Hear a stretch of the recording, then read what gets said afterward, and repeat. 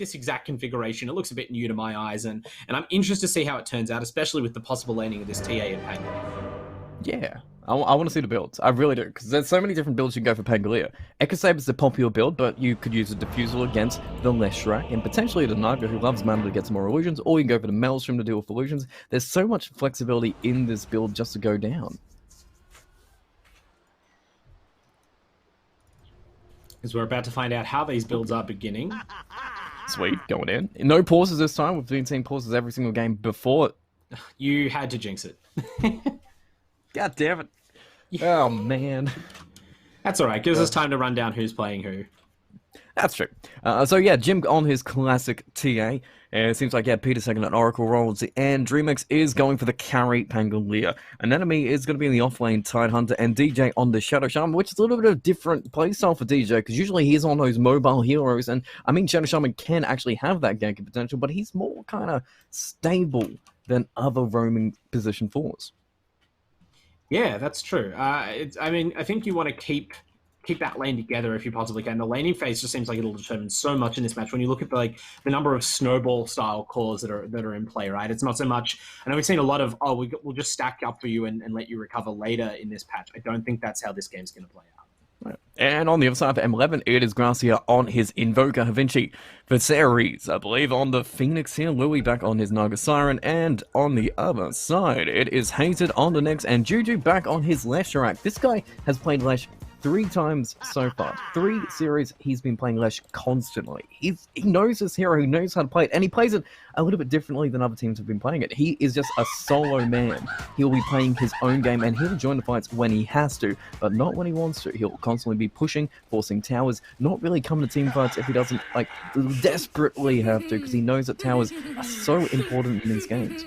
I think that's a really classic style of Leshrac, specifically in the APAC region. I know Music has always played a great Leshrac core of this nature, and it really might fit their style well this game, because you don't want to have team fights, and Leshrac is a hero, as just saying, doesn't really want to fight early on, but you can certainly farm up a storm and shove out waves and make people pay attention to you, making space for your Naga Siren. Well, we'll see how it goes with the runes coming up. Looks like they are going to potentially fight for it, because you've got some good old high ground positioning from both Hated and Juju, not exactly going around to wrap around the backside, hiding between the trees. And I think both teams know kind of what's up. I doubt Peter's literally going to walk into the river here. This is just basically signing your own death note. Yeah, and they've already seen the Naga illusions at bottom. That's pretty clear, what's the commitment being made down there. Probably just an even exchange of bounties, but you never know. The Oracle almost thinks about it. Did he do it? Oh, okay, he does go for it, but Shadow Shaman does actually slip it away from Louis, who came to contest him. So quicker fingers on the Shaman, making a bit of an even rune trade in the end, so not too bad between these two teams. Everything's cool, no first blood being given up, because you do not want to give this TA a great start, or neither the Naga Siren. These guys want to farm gold, so you want to make it as difficult as possible. Yeah, they seem especially keen about shutting down Jim on the TA, because look at where the 2 Radiant wards are placed in the early game. Double mid lane wards up, both to see the lane itself and to watch either the rotation, but more likely, in my mind, the stacking and neutraling going on near to the TA's lane. Yeah, it seems to be an SEA flavor. They block this small camp. They've done it to every single team. Regardless of TA or not, they just make sure that neither of these heroes can actually farm that small camp to even accelerate. And they have an obs up on the other side as well, so wherever she goes to farm, they have some way of countering her. They could track him. But bot lane seems to be, Illusion Fest, just spamming everybody else with the Phoenix Fire Spirits. Top lane as well, it's just, stun on stun combinations, as you can see it. But at least Pango's got the Swashbuckle to get away with. Yeah, exactly. This looks like a difficult lane for Pangolier, at least in the early going. I mean, that's sort of always the way if you're up against a 2-hero lane. You have to use Swashbuckle for everything from lasting range creeps to keeping yourself alive, and Dreamy's just going to wear some damage. But speaking of, Peter is doing a good job of absorbing some of the damage output of the Radiant. That's how I'll point it. Yeah. Giving attention. DreamX is really trying to scuffle with Hated right now, but burning through those regen, already down to 1 Tango, 1 Fairy Fire on this Pangolier. Needs to get those levels up and the cooldown down on Swashbuckle. As quick as he possibly can, even Denies coming out from Hated. Not feeling too great here. Bottom lane, it is literally Tide being tanky, and he's just going to use Angus Smash to secure last hits, while Shadow Shaman looks for Deny, so it seems pretty standard fest. I doubt we're going to see too many kills, but okay, I say that, but they do get Phoenix a little bit down. He's got the anti-armor going, but they're focusing on everyone. So the harassment, pretty big in this bottom lane, just waiting for Shadow Shaman and the Gush to combo up to maybe kill the Phoenix and maybe just put a little bit of pressure on Naga, but I don't actually think Naga is too scared in this lane. No, no, it's really the Phoenix just like has to stay out of range, right? The Naga's probably okay. The most vulnerable thing that could happen to them in this lane is if Viserys on this Phoenix walks forward before he has Icarus dive up and gets caught out as he nearly did there. But, you know, seems to have adjusted based on that and is now playing further back, obviously, under the own tower now. And just going to be looking probably to have a passive role in the lane, stacking and forward. Yeah, fair enough. The best supports. They give all the XP to you, give all the gold to you, and take nothing from you, and just keep on farming. In fact, top lane, even the same situation. Oracle does get a nice pull-off because the camp is not blocked, so that's going to be really beneficial for Bangalore, who gets a complete wave into him, but Peter should be a little bit careful here. Even the mid lane is super even too. 12 last hits, 14 last hits. All these lanes are going absolutely fine between these two teams. Yeah, I'm kind of surprised that Hated and Juju let Peter get even this pull off in the top lane. Like Oracle, a very, very weak support hero until at least level 3 or level 4 when you can get those spell combos leveled up. But, you know, they didn't manage to block this camp or block the pull, and that's going to be really important for the lane equilibrium here. It's going to get the key levels up on both of these safe lane heroes for the Dire. Keep on those last hits, make sure the top lane doesn't push, and Lesh can't get the stun combos with the Nyx because he can't get the range. He has to hang on the outside of the trees here, and Pango's never getting close enough to do it. So good positioning. Even the bottom lane, they tried for the Tide, but Tide is literally just tanking up. He's got a Soul Ring, so he can just farm up whatever. You kick him out, he'll go farm the jungle for a little bit. And even, yeah, Shadow Shaman, he's keeping these pulls back, so he's not allowing them to do what Peter's able to do in this top lane here and fix this lane equilibrium. Yeah, that's more what I would expect to see out of a 4 position. Great play on the Shadow shown by DJZ, and it's already about the economy game, right, in these soft lanes, especially bottom where neither Naga nor Tide is really likely to die. That's what's important as a support, is watching for those pulls and eventually getting some stacks up, which we see him go to do now. I convince you that. Diving to get this pull. He is committed for it. Gets it off. Shadow Shaman actually will get the sacks off, which is always important for the top teams. lane, though, Peter is in huge trouble. Going to pop a Fairy Fire, trying to get back. Kenny's fine. Juju very low too, but he will get first blood before he goes, and he is fine. He's going to regen up a little bit. First blood drawn by Juju. Less with fun. In fact, stun onto Pango. Has he swashbuckle? Yes, he has 1 second to go, but the stun is comboed up. A double kill for M11 on the board. Going a little bit too far forward there. Lane was going so well, GTH. It was. We're just praising it too. Shouldn't have done that. I think we just put it out. Big caster curse going through. But I think they got a little bit ahead of themselves. That looked like an aggressive move gone wrong there almost. Yeah, Pango just gone a little bit too far ahead. He did probably swashbuckle in to get the kill, but without any kind of modifiers. I mean, the man's got all the corrosion now, but he didn't have it when he went in, so that's kind of an awkward timing really to use. Maybe he's a little bit uncomfortable on this carry Pango role. He's going to try again onto Juju, but Juju is going to be joking. You do have a fortune in 4 seconds, but yeah, he's going to be put down. Peter puts him in his place, gets the gold back for his team, and gets some more space for the Pangolier, mainly because Nyx left the lane to go get the rune in the river. You make a good point. I don't know how much experience Dreamix has playing carry Pangolier specifically, and especially against sort of like a very difficult, you know, coordinated lane. But when there's 2 heroes there to punish your swashbuckle, the cooldown matters a lot more, and definitely led to his demise there. We'll see if he saves it a bit more in future engagements. Mid lane's going, yeah, still even. Actually, Crosswex Invoker is coming out. He's already got the urn picked up, going straight for the Midas straight away. A lot of these SEA teams, when they get the urn, they're just looking for that rotation straight away here. But now he's playing a little bit slower, going to build that Midas first. I think it's a forced adaptation to your own draft, right? You've picked a Naga Siren Core, you've picked this Leshrac, you've picked these 2 supports that need to scale into the game. There's no point trying to run around when the rest of your team isn't ready to do stuff with you. Fair enough. Keep that pressure on, keep those catapults going. Top lane, maybe a little bit of action as a Dreamx goes for Hater if he can, but he's going to be slowed down by the Lesh. Just a little bit with Lightning Storm. They're going to be sharing the Edict between them, but how much damage is going to go out as it control the Nyx, and it's going to be just enough as Peter's able to help out with 1 more Purifying Flames, and Pango gets 1 lucky proc as he just gets back without dying. Even Swashbuckle secure a couple last hits here, so this lane actually got a little bit better now. They were just waiting for their time, waiting for the Orb of Corrosion, and now they're able to get those kills.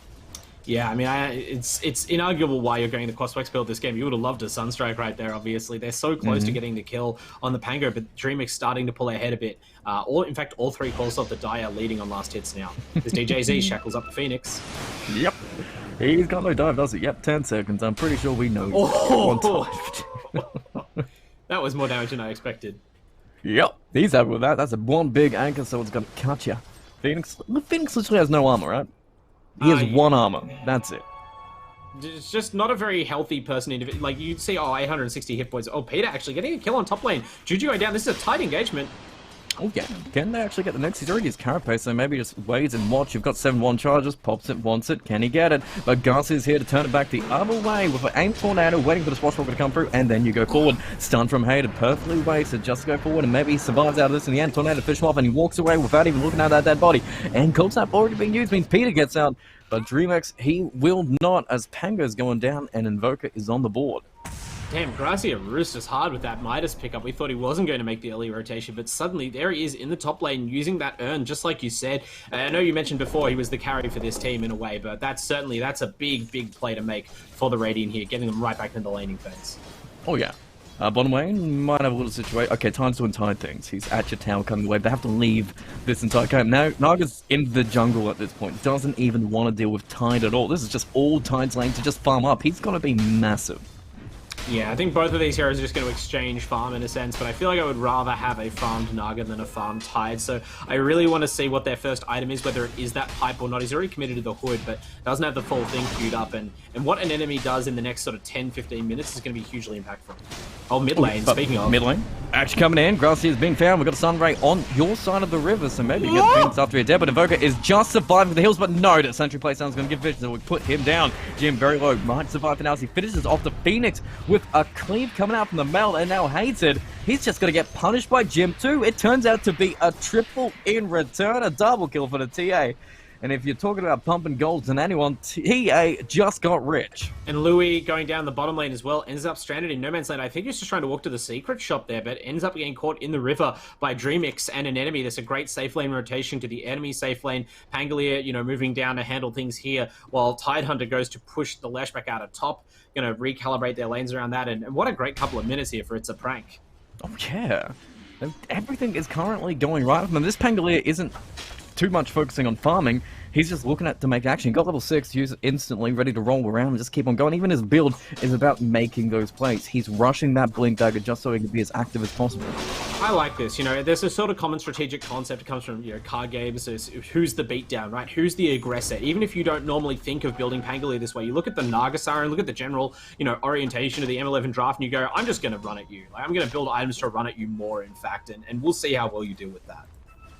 Well, let's have a look, see how they want to change all these things up if they need to. Stacks are being made constantly for the TA, who's going to get the Dragon Lance, which seems to be just the build we want to go for these days. No more Desolator straight up anymore. It's just all about that extra range. Oh, look at an enemy here. Actually, this might be one of the reasons they moved the Pangolier to bottom. It's surprising they didn't give this to the Pango, but he's mopping up some fat stacks here as Juju mops up Peter in the top lane again and goes to this tower. Yeah. Peter's cool with this. If your team's getting fat and your 5 Oracle is dying for it, it ain't too bad. Your tower's going down at 10 minutes, which probably isn't the worst, given the fact that this Leshrac is pretty farmed himself. Louis was able to get a few bounty runes for himself too, but that seems to be about it. It seems like, yeah, it's a prank they're controlling just to temper quite well. Down the Invoker too, with the walls being placed to trap him in. Shackle, okay, nice cold snap coming out from Gracia, but he should be able to get out just when he ends. No, we bring sentries. We always bring the sentries. Who needs dust when you just put it down and you get another kill on this Invoker? Nice carapace, holds down the Oracle back at least a little bit, but these refracts from Jim are just perfectly aimed, always hitting this next assassin. This man may be a bronze TA, but he knows how to play this hero. Yeah, who knows how much TA practice has been had, but I wanted to comment on the supports. It's a prank. Peter, I don't think that there's really necessarily a reason to get caught out in the top lane like that, but on the case of bringing the sentries, they have not failed so far. Peter had it one last time. DJZ was caught without some reveal last time, nearly cost them the kill on the Invoker. This time is ready, and as a result, Gracia, the erstwhile carry of M11 starting to get shut down a bit here. Yeah. Okay, Hater found. Carapace's going to be there. The trap slows TA down a little bit. Do we bring Dust, though? That's the one we need. No, there's a whole bunch of sentries, which is a little bit awkward when you're running at them. And I think Nyx should be careful, because they are sentries around to scout out the fact that he's got a Vendetta. They can see him in the mid, but everyone else is just going to go farm your jungle, try and isolate the map, and know that Nyx is probably going to be looking to make a play preemptive sentries everywhere. Yeah, this is, they're starting to take their more aggressive role, like you said, really moving in on the map, taking over, crowding the space. The warding is insane, actually. I know the sentries in the middle are mostly to get kills, but even deeper on, I love this Ob sentry combo right behind the mid lane for Radiant, setting up for a lot of action in the next couple of minutes. Oh, we'll see how it goes as we have slowed down just a little bit. That Midas is coming, but we've got no urn charges left on the Invoker. 1-2-1, probably not having the greatest game that he probably was looking at. He's probably just looking at constant kills at this point, but it seems like the pressure is just being controlled by It's a Prank, which is kind of scary. I mean, Naga's doing all right, but is it all right enough? You're not top net worth, you're not beating Tide, but you are still farming. Yeah, I mean, the still farming part is good, right? It's essential to maintain momentum, and it's hard to stop Naga overall. She will slowly accrue gold over time, but the gulf between the Naga and the TA is really concerning to me right now, especially since the Tide is also ahead. It's not just one hero you've got to worry about. All the Dire cores are quite farmed, and TA is extremely farmed. You mentioned the Midas timing, and around the same time, TA is going to have Dragonlance Desolator, and the implications of those two item timings are very different, right? Invoker's like, thank God I have this Midas, now to avoid fights for another 10 to 15 minutes. TA could, knock down your objectives with just those items. All your tier 1 towers, even if you only have one standing, are about to crumble. Stun, actually. DJ's been found. Got to put the walls down to just maybe survive him. Hex is there. False promise saved from Peter, though, so he just holds him in place and tries to do damage. The Fate's Edict means no more natural damage, but he might just pop anyone with TP up. Can he even survive? No, he's dead. He tried. Nice play from Peter, but an enemy might have gone a little bit too far forward, believing that Shaman had enough damage, but with everybody coming in from M11, he's dead too. Turns it into a double. Peter won to save everybody, but turns out he's killing everyone. DJZ with the sorry chat wheel to his team there, and I think that's a sincere apology, right? That was a bit of miscommunication. The Shaman, I don't dislike the initial reaction, right? Throw down the wards to discourage them and walk back and then see what's happening. But the fact that he was clearly committed to dying, right? He was trying to deny himself to neutrals, and then he suddenly gets a false promise from his Oracle on the low ground, like, no man, go. So he turns around and tries to shackle, but by this point, the fight's moved away from the wards. If he dropped wards, turned and shackled, confident in that save initially, that would have been a Leshrac kill, maybe a turn fight. Instead, it just baits his team in and they feed a bunch of kills. More kills going in. 1k goal lead between him, 6-9, 13 minutes in. Tide's doing great. He's actually going for the ag scepter that we were talking about before, just going to use it to keep these waves pushed out, deal for all these illusions. Seems actually kind of like a great ag scepter game overall. Yeah, definitely good for clear. Like, his answer to the Naga is quite powerful, right? We already saw him push the Naga out of lane with that anchor smash, really hurting the illusion damage, and then, yeah, you're going to add the armor on top of that to kill them off, as we see Hater getting killed off almost in one hit. Damn. Ooh, Strand Roche. They don't even care if they know about it. They're just marching in without Nyx just scurrying around, maybe stealing it. They do know there's an egg available and a song. How fast can Naga get here? Okay, let's see how we do. Information has been seen. It's half HP. They can get it out. Naga can get in position to get the song if they need to get the initiation. The Tornado's going to slow him down for now. The Hasterin is going to be there, but denied, so TA can't pick it up. TA with no mana, but Refraction Charge is going to be broken up instantly to Sunray, and maybe it's not what you want, but a Ravage actually being committed. Naga has been caught, and with the rolling through, they're going to take him down instead. 33 seconds on the sideline for Louis. They may be able to get TA out of this with the stun and the Fire Spirits, but no, straight back in the Roche out of it, not really caring at all anymore, but the egg could come. The egg needs to come, but the walls are going to be placed down, but Nyx is at least going to find a Shaman with the egg in the backside with Tornado to keep it in place. Can they crack it? Can they get him? They're trying to run away from the egg so it doesn't explode on. Definitely Blast hits no one, but Louis is looking for his own opening. Juju looking for his own opening as Jim is just dominating, as Jim is just using his swashbuckler as a javelin. Yeah, it's a javelin. You can't even get close anymore with the Sunray. It's going to be annoying, but they don't really care Naga's too much, I would again. say. But yeah, Naga's back with the song again. They've taken a little bit too long to do it, and maybe Juju is the kill they want instead. Swashbuckler there to slow from the Orbital Corrosion, but they need some more damage coming in with the jump on the high ground, and the Edict being placed just to run away and disconnect from this fight. He will survive, but they did defend Roche. Really, they could potentially slip in and steal it if they needed to. This is not over. I don't think that It's a Prank are leaving this pit. They've fought this really well so far. Pretty good fighting from both teams, to be honest, but It's a Prank coming out slightly ahead, and they've smoked here. They are committed to this pit area. They will take as many team fights as it takes to capitalize on this Deso timing from the TA. And enemy baits him in. Tide, okay, just baits them all in the air, but now Jones gets a good, almost a good roll. The concept's going to be there, but False Promise is going to save him. He actually even tanks the Sunstrike for the hell of it. Stun good from Nyx, but not going to save everybody as a roll. It's great, and Naga's stuck. He's in a narrow hole, which Pango loves, so he just rolls right back on board. Nyx Assassin caught on too. Shaman's very low, but he's done his job. He's got the shackles, he's got the control, and with the meld, he's going to be there too. Nyx is gone. Juju is in and trying to melt everybody, but dancing and doing as much damage as you can with the magic, but it's not enough. So close. Tornado in the end should be able to get the TA, but he just survives. Peter gonna go down to the end of Sunray. The Sunstrike so short, almost killing the TA, but he just survives, and Pango is looking to go back. He gets him. He connects him. One proc comes on out, and he destroys the Phoenix. 2, 4 for 3 with the buyback, the dieback from the Leshrac in the end. That was one hell of a team fight. TA just going to the limits there. Had no HP, no refraction, but was still trying to fight. And Roshan's still not dead. They're scanning it, they're running the Naga and the Nyx out. They can't afford to let this objective go after committing so much. At GDH, this match was worth waiting all morning for. I'm loving what I'm seeing so far. Jim, okay, gets to salve up from an enemy. Yeah, I mean,